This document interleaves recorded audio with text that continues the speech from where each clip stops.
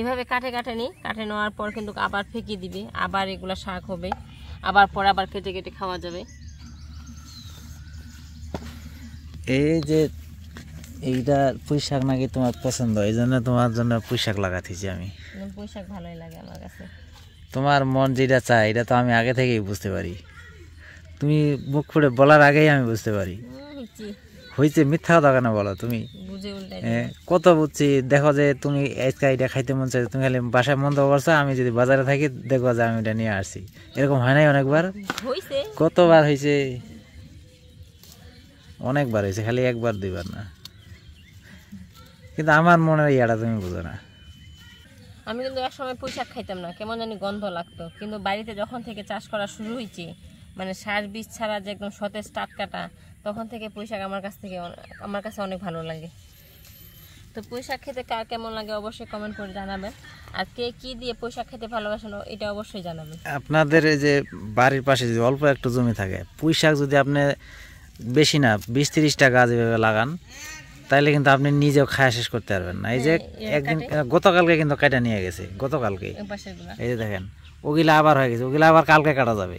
মানে এত পুঁই শাক যে এত হয়, এই দেখেন খালি একটা লাইন আমি পুঁই শাক লাগাইছি। পুঁই শাক ধরে পেলকা খাওয়া মন আছে, কিন্তু তুমিও পেলকা খাও না, ভাইয়াও পেলকা খায় না, আর আমার কিন্তু পেলকা ভালো লাগে। একটা দিন পেলকা রান্না করবো, আর শীতলের ভর্তা। দর্শকগুলারে দেখাইবা পেলকা কেমনে রান্ধে। উত্তরবঙ্গের হইতেছে ঐতিহ্যবাহী পেলকা। উত্তরবঙ্গের মানুষ পেলকা পছন্দ করে অনেক। এই পুঁই শাক দিয়ে পেলকা রান্না করবো, কালকে রান্না করবো।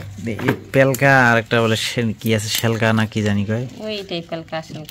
শেলকাটা হচ্ছে পাট শাক দিয়ে রান্না করে। আর পেলকা কি দিয়া? পেলকা পুঁই শাক দিয়ে, কচু দিয়ে রান্না করে না? কচু, পুঁই শাক, সজনা পাতা। আব্বা হচ্ছে পুঁই শাক কিনে নিয়ে গেছে, নিয়ে যায় ছাদের উপর একটা ড্রামের মধ্যে পুঁই শাকের ডাঁটাগুলা লাগাই দিছে। এমন বেলে হয়েছে, তুলে তুলে বেলে কয়দিন খাইছে রান্না করে।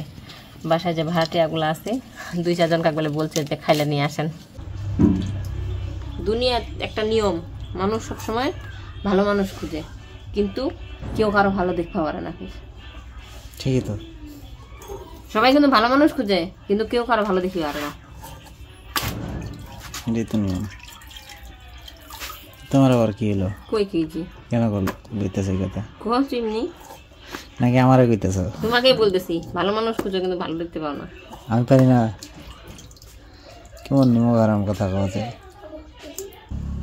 এই যে কষ্ট করে টাকা জোগাড় করবা, জোগাড় করার পরে কষ্ট করে আছে রান্না বান্না করবা, খাওয়াইবা, তারপর আবার বদনামা করবা। বদনামা শোনার লাগে, মানুষের নিয়মে এইটা, নীতি এটা।